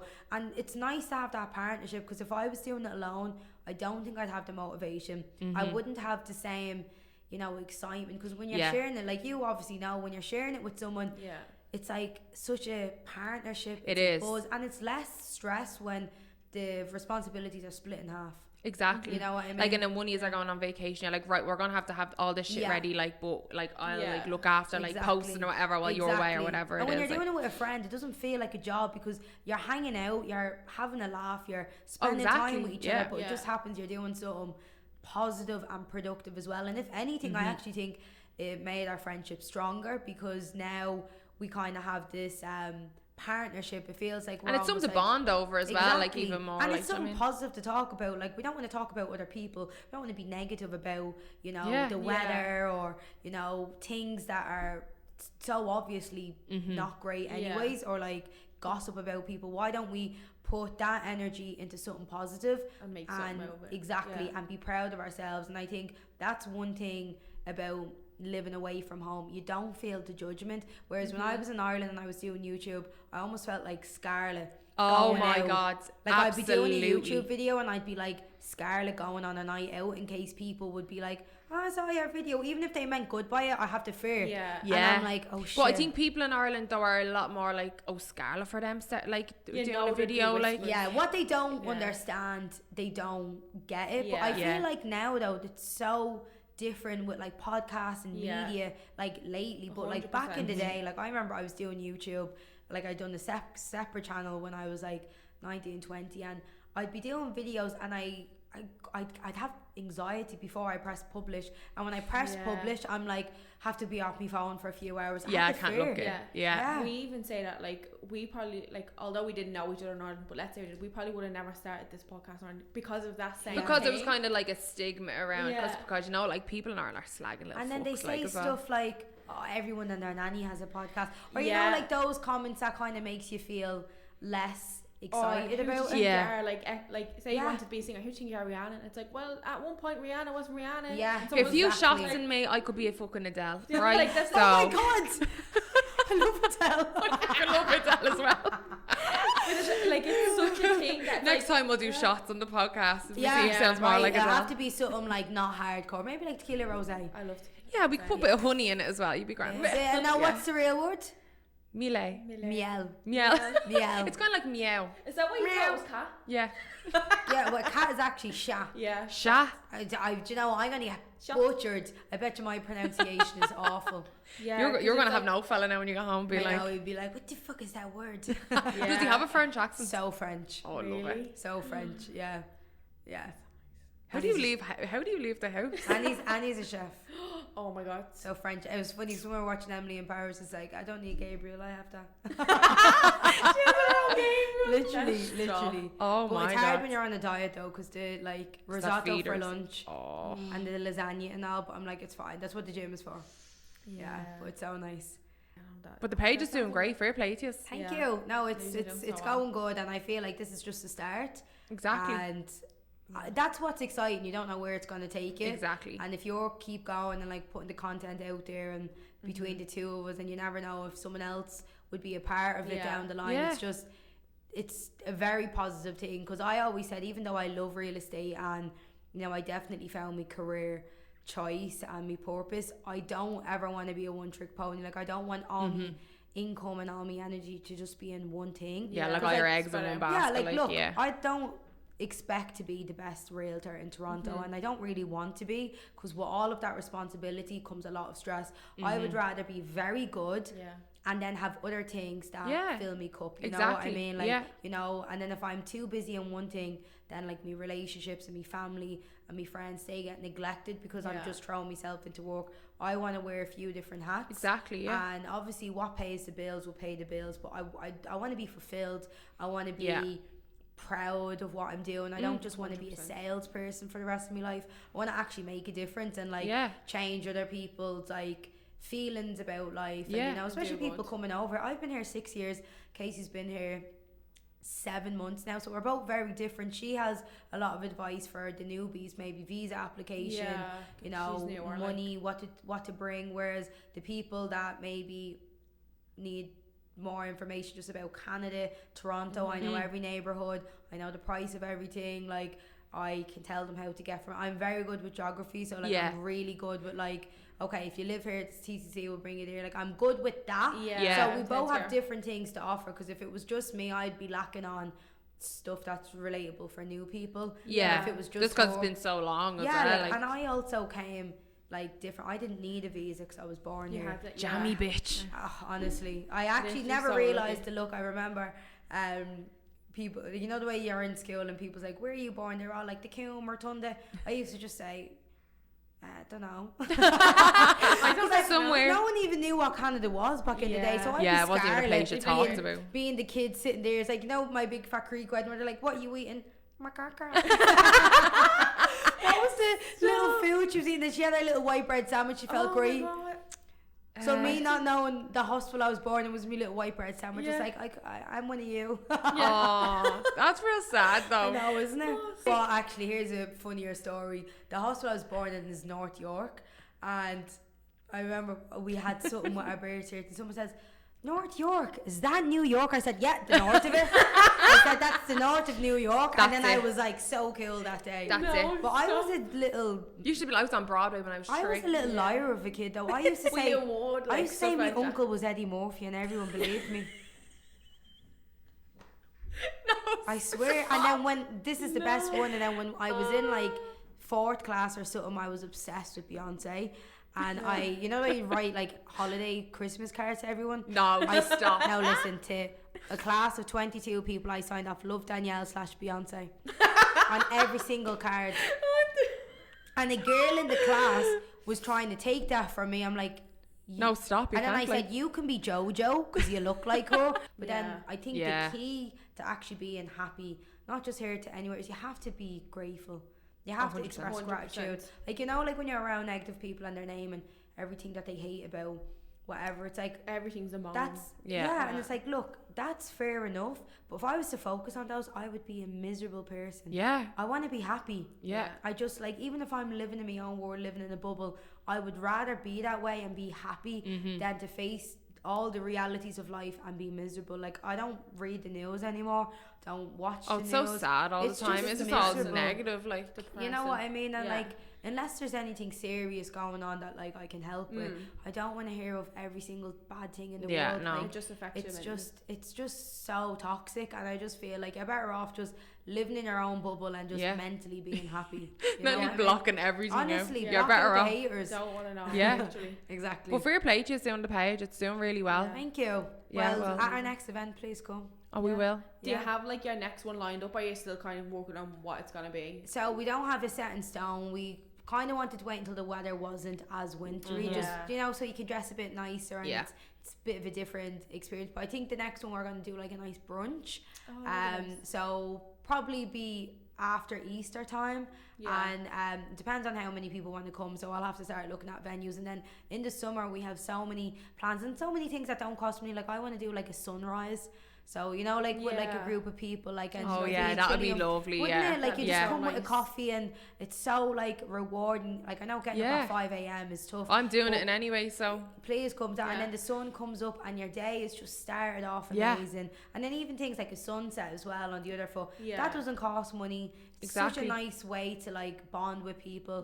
I'd love to do stuff like, you know, yoga or things that are like mental and wellness, not just drinks and food, like, you know, like for that, like, that's what everyone in Ireland does at the same time. Do you know what I mean? Like, but the thing is, Ireland is really getting ahead with all like the wellness and you know, they're catching up. Yoga and all that. But it's changing how people think. Like, people that you'd never think is into that has thrown themselves into it, and I actually admire them, because it's like, wow, all it takes is just not being judgmental to something, being open-minded, and then like, you can literally change your life. Like you can at least try something. Do you know what I mean? If it's not for you, it's not for you, but like, there's no harm in trying things.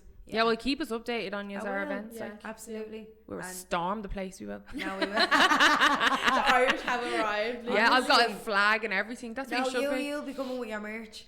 Oh our merch, You'll be having your hats and your scarves, sticking stickers to everyone's forehead and everything. You'll be like a Moore Street 2 merch for 20 quid.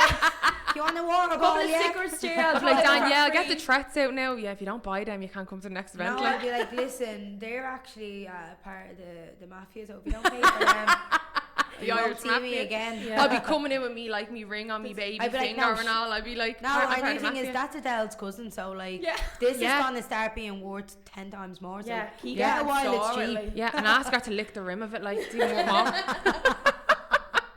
What's Adele's last name? Ryan. No. Oh my god. No, we'll have to just stick with that. I'd believe that. Yeah, we'll just go with it. Just go with it. Adele, Ryan, maybe. What will you be? I'm just cousin's friend. That'll do. I know Adele. Adele's assistant. I used to work for Adele. I set up the whole Vegas show. Nobody knows. There you go. No, are you the reason it got cancelled in the first place? No, the reason that happened. Yeah. All right. Oh my god, stop. Well, we do some of the...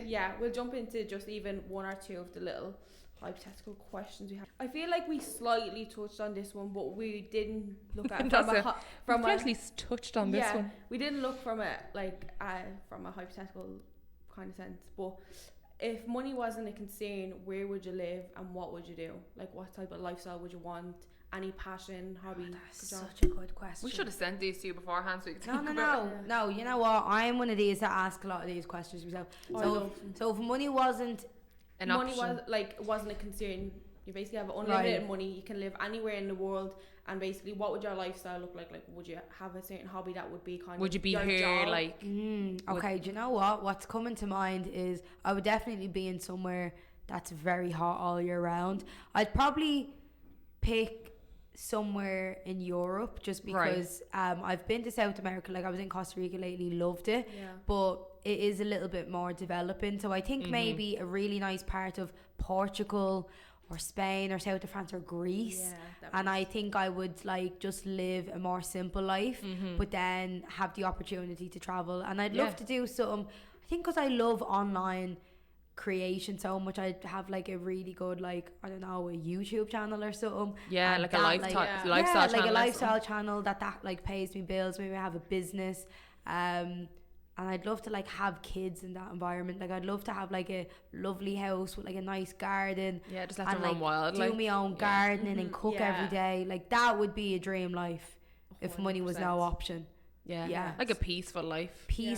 I don't want the hustle and bustle of traffic and pollution, but then you're still in an amazing location that like your family can visit you. Exactly. You know, that's why I would pick Europe over somewhere like Asia or South America, because it's too far. Whereas if you're in like Portugal or something, you have a gorgeous villa and your family can come. I think Portugal. I'm going to say Portugal. Portugal.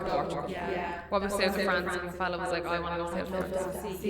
If it was so close though as well. Either, and to be honest, Italy as well. If money's no option, I'd probably say Italy, because the population's less in Italy. Food is amazing, and I think Italy might be a little bit more safe than some parts of France. Because South of France is like, I was in Marseille and that was a bit scary. Really? Bit dodgy, but and then I find Italian and Spanish are slightly easier to learn than French. But because I have a French boyfriend, let's just say South Europe somewhere. One of them.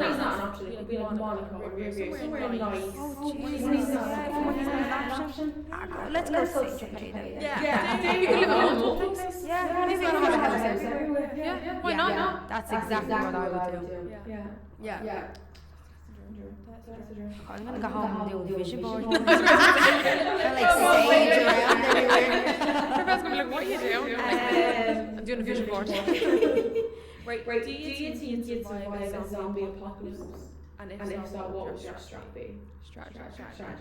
No, I wouldn't. I can't stand zombies. Like, even that new show, what's the last? Can't stand. They're actually scary, because they run. Like, I don't like zombies. I think they're very scary. I don't even like zombies. I don't like horror movies. They scare me. Can't watch them. I get forced to watch them against my will. I watch them with my hands over my eyes. It's just, I don't find them enjoyable. I love a good psychological thriller. But zombies, like, you don't like the jumps. No, they just look weird. Like, there's things coming out of their nose, and do you know what I used to do? I used to play Grand Theft Auto when I was younger, and I'd play because everyone was playing, but I'd be so scared that, you know, when there's like police stars, I think you can get like 5. If I got more than 3, I'd literally drive my car into the river because I just couldn't take the pressure. I'm like, I'm just gonna kill me, man. So then I just come out of the hospital and I start over. So I think in a zombie apocalypse, I would just probably, I know this sounds terrible, I'd probably just pass away. You just have to take him. I'd hopefully find a little bunker that has Wi-Fi and just like stock up on snacks, watch movies and go into hiding. Go into hiding. I wouldn't be fighting anyone. I wouldn't be running. No, I'd go into hiding, and if the hiding didn't work, I'd have a stash of things that I just go myself, because I'm not getting eaten by a zombie. No way. No. I used to, I was like, I survived. I try my hardest, and now I'm like, I don't give a shit. No, even if it's hot, it's like a pit bull chase. It's like, I can't fight that. No, I don't imagine a zombie. No. I don't even like people running behind you upstairs. I'm just like, just take me now. I don't like it. Sometimes I think I'm strong, and then I'm like, I can't even throw a punch. I was like, you survive drive a couple of weeks to get into this little place that's safe. It's like, you're always looking over your shoulder. It's like, I just ran. No, that to me, I can't deal with scariness like that. You know, Constantly being on the edge. No. I go into hiding. I'm sorry. I don't think I want to live through one though. That's why I'm like, you know what? Let me just like lie in bed and just be. It's like Titanic when they knew the ship was the little man and the woman just kiss each other and cuddle and that was so sad. But it's like at least you're choosing how you go rather than hanging off the side of the ship, crying before you hit the needle cold ice water. No. God, that's very morbid. Sorry. That's a great no. Be me either. So what? We all get in a bunkie and just like we start planning. We'll start killing each other. No, drink ourselves into a coma. Yeah. There you go. Yeah. Just raid a pharmacy, take a lot of sleeping pills, like. Yeah. Oh God, a cocktail, and then just like, you know what? Nice to know you, but I'm going before these zombies kill me. Just like that's it. Fucking gone before the last tin of beans is gone, for fuck's sake. If the food starts running out, I'm gone. I hear if you start looking at me like I'm a little bar of chocolate, I'm done. I'm done. I'm like, you know what? I'm out. See you later. Imagine we'd be hallucinating, being like, oh my God, a dairy milk caramel, come here. Be like Gemma Collins, I'm out of here. Bye. No, I couldn't. Even thinking that gives me the that'd be 2 heebie-jeebies. against 1, Danielle. Yeah, I think we could definitely say. You are looking at me a bit suspicious now. I think these lights are getting to your head. I'm feeling a bit like a target now. I swear there was nothing in your water. I have it on camera. I'm a bit tired. What's in this clear water? Chloroform. Chloroform. Don't worry. Drink up then. Yeah. Jesus. Oh, that's funny. They're good questions, actually. Yeah, they're like a laugh, like, do you know what I mean? Like, but it gets you thinking as well. Yeah. Exactly. Because I think anyone we've asked certain ones that they've always given us different answers as well.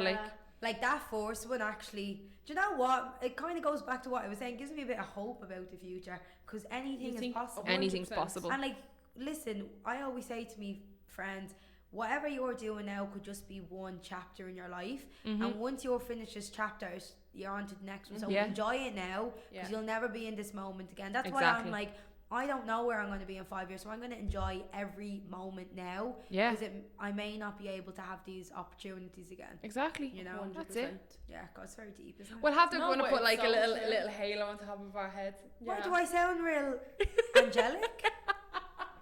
And no words of wisdom. Yeah, words like of wisdom. A good angel that's like, yes, you're on the right path. I am like. Well, we're like the two little fucking devils. No, it's like I swallowed the self-help book. I actually think it can be a bit toxic positive though, because I'm like, so why are you so negative? Just see the world. No, but when people are like consistently negative, it's like, well, if you're gonna be unhappy, like that's gonna just make you unhappy. But like. I'm a bit too happy-go-lucky that it probably could be annoying, but I feel like I'm in the middle. No, like, but you know what? For what it is, but I have to see a glass half full, or I'm going to be miserable. Exactly. Don't want to be miserable. Plus, positivity spreads as well. Do you know what I mean? Like, if you're around negative people, you're gonna be a negative person. It's draining. You'd be exhausted. I've talked to someone that like, shit weather, shit this, shit pay. Like, it's 100%. Exhausting. I'm the therapist friend, but sometimes the therapist needs to have the day off. And you know, absolutely. You know, when your energy's low, it's like, you know what? I actually, unfortunately, can't fill up your battery, say, because mine are low. Yeah. Charging BRB, and you have to. You have to have your own boundaries with it. Yeah, exactly. Yeah. And being you have to be a bit selfish as well. You do completely. But it's hard when sometimes I'm a bit of a people pleaser. You wouldn't think it, but I'm sometimes a bit of a people pleaser because I'm so empathetic. I put myself in their shoes and I really feel it, and I lose sleep. And it's draining as well. And you feel bad letting people down. But my ma's exactly like that. Like she would leave herself with no money if it meant giving someone else a fiver. She's so caring and giving. So then I'm like that. I wouldn't be as like, right, here's my last fiver. But like in other ways I am. But then I sometimes have to take a step back and be like, okay, I need to actually think about myself now. Yeah, exactly. I don't want to do any favors. You can't help anyone if you're not helping yourself. Exactly. You know what I mean? And also people have to help themselves and just come to you for support, but not like you're not the crutch. Yeah. Do you know what I mean? No, exactly. Yeah. Like, sorry. I feel like that's something you learn as you get a bit older. Like, it is. 100%. It opens your eyes, especially when you're over here. Do you know what I mean? You kind of have to fucking fend for yourself in a sense as well. Completely fend for yourself, and even if you have people around you, like you can't rely on them to exactly make your life good. You have to find what makes you good, and if that's, you know, having a coffee in the morning, if that's going to gym. Like, I find here I'm so independent. Yeah. Even though I have people around me, like, I'm actually weirdly happiest when I'm like productive and running around, you know, getting your bits and bobs done. Because you feel like you've accomplished then so much at the end of the day. Even small, like you're washing. Yeah. How nice is it when all your washing is done? Oh, the empty basket. That empty or empty dishwasher. But like no sink. Just everything's done. Like you can sit down and relax, and you're like, I don't have to get. On and it's like, if the candle's not lit, heaven. like you didn't do anything that day. This is why I love staying in, because that just is it's your little safe haven. Do you know what I mean? Yeah, exactly. That's what it is. We're paying so much for rent. We'd want to enjoy our gas. I know. My man is be on the phone to me going, you really should be going out. I'm like, hold on, have you seen what I'm paying for rent? I'm squeezing every fucking dime out of this place. Until I have to leave, because the amount of money I'm spending, I am eating my dinner on the floor in here. Yeah. Because this is the money I'm putting into this kit. Like that's what, like it's mad. That's what you have, but they don't understand it fully at home, I don't think. No, they don't. Do you know what I mean? And I feel like at home, like, your family house is a bit of an open house. It's like I'd be at home, my ma's door is ringing all the time, and maybe just because I'm halfway home, house, I'd be sitting there in my pajamas. I'm like, oh, for fuck's sake, who's it now? And then it's the whole to be like, oh hey, how are you? How's it going? How are you getting on in Canada? And it's like, and you're like, you love the attention, but it's like, oh god, I'm exhausted. I'm having 20 interviews today.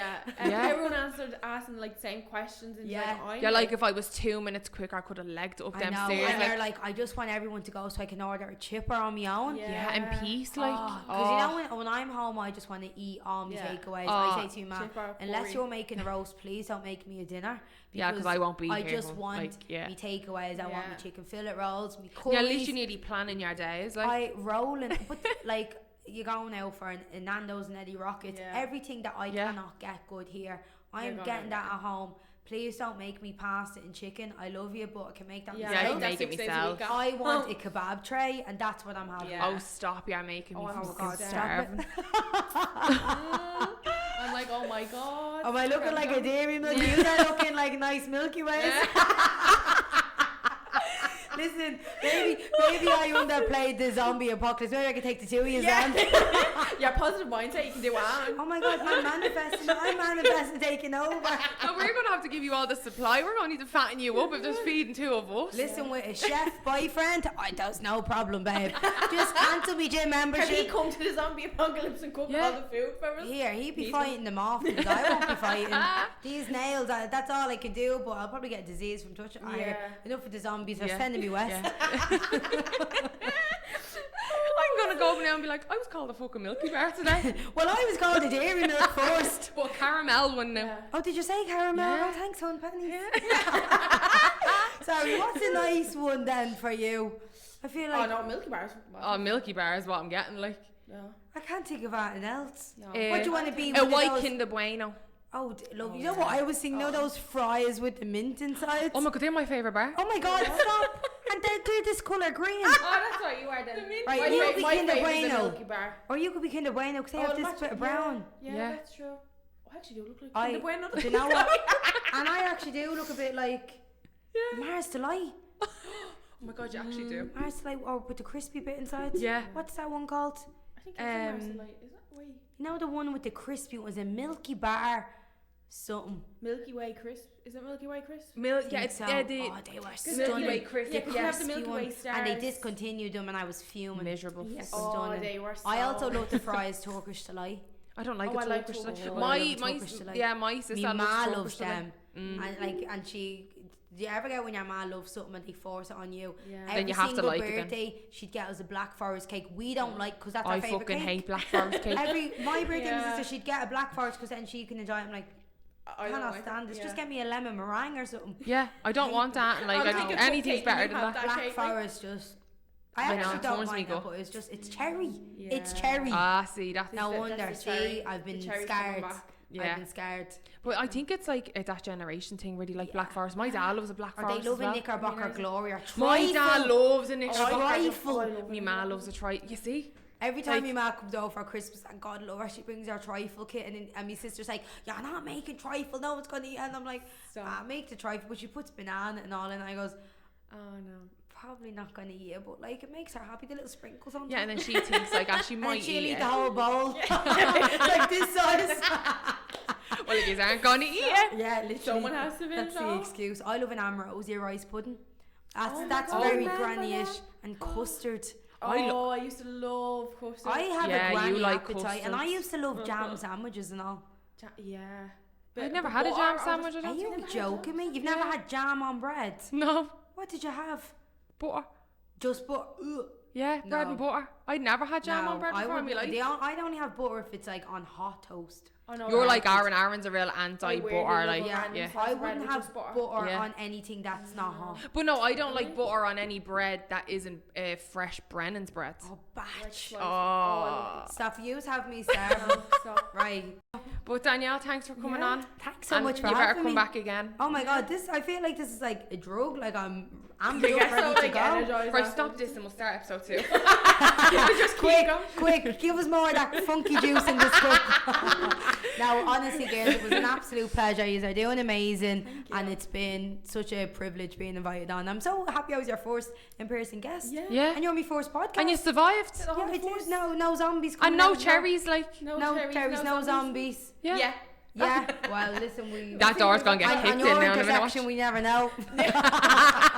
Next time, like Aaron to dress up as a zombie. No, please don't. That actually terrifies Imagine having me. that on camera. You will have to walk me to my car because it's probably dark out now. I'd be scared. Yeah, Imagine seeing a true, zombie. Yeah, but the zombies down there, did you ever see the fucking crazies Oh, in my stop. way? I know. No, God. I'm joking. They haven't been don't because it's snowing. don't even put manifest that. I'd be walking out and I'd be swinging. Actually, you know what? This bottle, Oh, It's that's cool. it. That's sturdy. that's They're sturdy. swinging that like a little Bit bat. of weapon bit of ready. metal Yeah. in it. I'm You'd be ready. I'm grand. ready for the bunker. We have to go collect the beans and all now, we do. Yeah. Oh literally, yeah, we have to get few stocked up. Heinz beans. Oh, yeah. British style. Do you ever get them ones? But like, what's the difference between them? It's just the cap on the top of it. No, because the other ones here are like deep brown, weird. But they have normal ones here as well. Yeah, but that's what they're called, like British style. They're not called. Do you know I what think at the home they're British called style like- has less sugar because the North American is just. I think they're Why real is there watery, sugar the and ones here beans or something? It's Do you know what I mean? But We're enough. talking We'll about start again. Yeah, before we Move go on on again. another tangent, thanks so much for coming Thanks on. so of much. course. We loved We're- having you on. Yeah, It was we look forward to amazing. seeing the page grow and everything you're going to do for. And the events, let us know. Yeah. Yes, and I look forward to seeing you then. It won't be so long next No. time. of course. I know it was so good. Thanks for letting me talk about myself for nearly 2 hours. Head is tiny, isn't it? Little Malteser head. Oh wait, don't. They'll get them going. Leave a comment below if you want to know Danielle. What bar would she be? Yeah, what bar would I be? Now be nice now. You know the nice ones. But yeah, do you want to do your spiel? Right, yeah, a little spiel. I always tell her do her spiel while I drink my water. Yeah. So if you enjoyed this episode and you're watching on YouTube, please like, comment, subscribe. It means a lot. Or if you're listening on audio platforms like Apple or Spotify, please leave a All the good review stuff. or give us a follow. There's new episodes every Wednesday, and we're gonna have plenty more guests lined up. And of course, follow all our socials at the Weird Girls Club. And don't forget to follow Danielle. We'll tag you down below of course, as well. all her socials will be And in the page and the description. Girls in the Six page as well. Yeah. Everything will be linked in the description and shared on our Instagrams and stuff. So She hates doing all that. Yeah. That's like the producer. It's like back to you. yeah, it's like, oh shit, I'm not ready. Yeah. But, Back to you in studio. But yeah, so we'll catch you next week. Thanks, Danielle. Bye.